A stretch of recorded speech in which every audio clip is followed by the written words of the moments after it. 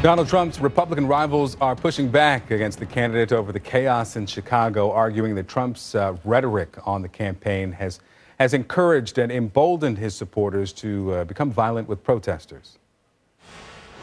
Political discourse should occur in this country without a threat of violence, without anger and rage and hatred directed at each other.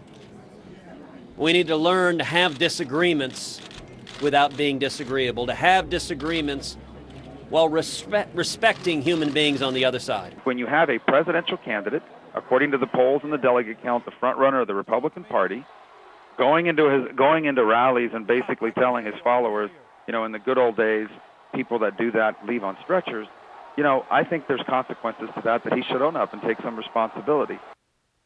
All right, we've got with us JustinSayfie, a Republican strategist and former spokesman for Governor Jeb Bush.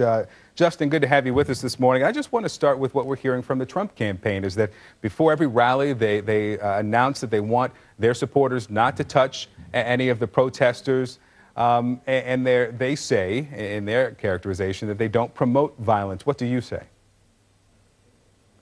Well, I think that really, if you want to look at last night, what happened in Chicago, what were the protesters doing there? What was their goal? What were they trying to accomplish? I think the First Amendment is a really important principle, and that people should be allowed to hear, the supporters of Donald Trump should be allowed to hear Donald Trump while he's speaking without having to be disrupted. And I would say the same thing about a Bernie Sanders rally. I would say the same thing about a Hillary Clinton rally. I would say the same thing about President Obama.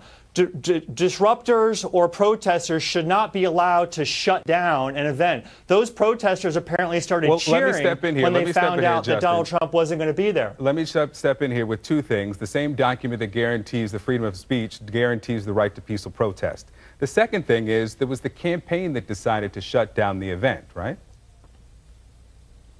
Apparently, yes, the campaign did decide to shut down that event. However, the protesters, we need to look at was their goal to shut down the event. And listen, the First Amendment applies to everybody. The First Amendment applies to the people that went there to listen to Donald Trump. It applies to Donald Trump.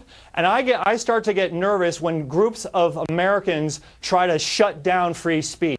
We should allow for more free speech in this country, and there's a way to do it where the protesters can have their say, and Donald Trump supporters can have their say. And again, I say the same thing about Bernie Sanders. I say the same thing about Hillary Clinton. I say the same thing about Barack Obama. I wouldn't want any group of protesters to shut down their speeches either. So in Cedar Rapids, February 1st, this is from Donald Trump at his rally. And, quote, there may be somebody with tomatoes in the audience. So if you see somebody getting ready to throw a tomato, knock the crap out of them, would you? Seriously, okay? Just knock the hell. I promise you I will pay for the legal fees. Does that sound to you like a candidate who is not promoting violence? Well, no, that is a candidate that probably, if I were a candidate, I would not have said that. And I think that that's the kind of thing that I don't think you're going to hear Donald Trump say anymore. But is he promoting violence? Is he promoting violence? No, I don't think he's promoting violence. I think that he's basically expecting everyone, if you look at what the campaign is telling people, what they're saying, they're telling people, don't touch people, don't do these kinds of things, don't touch the protesters.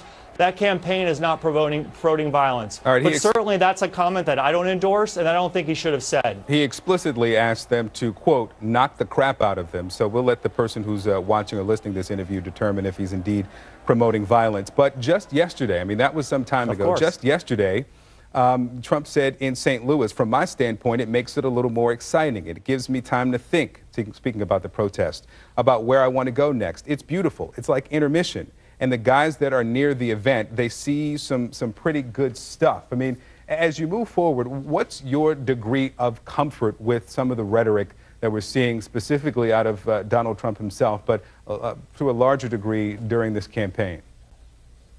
Sure. Yeah, great question. And I think that there shouldn't be no candidate for president should be encouraging violence, shouldn't be encouraging their supporters to do that. But again, at the same time, I think it's important to keep in mind that protesters that are trying to disrupt or trying to shut down political campaign events, that needs to be who's the provocateur in some of these instances where the campaign is telling their supporters not to touch the protesters, but the protesters are going there to shut down free speech. That needs to be kept in mind.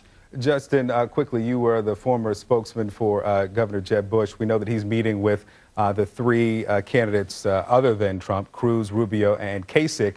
Do you expect that he will endorse? I mean, he's one of the few Republican candidates this cycle who's out of the race who has not endorsed.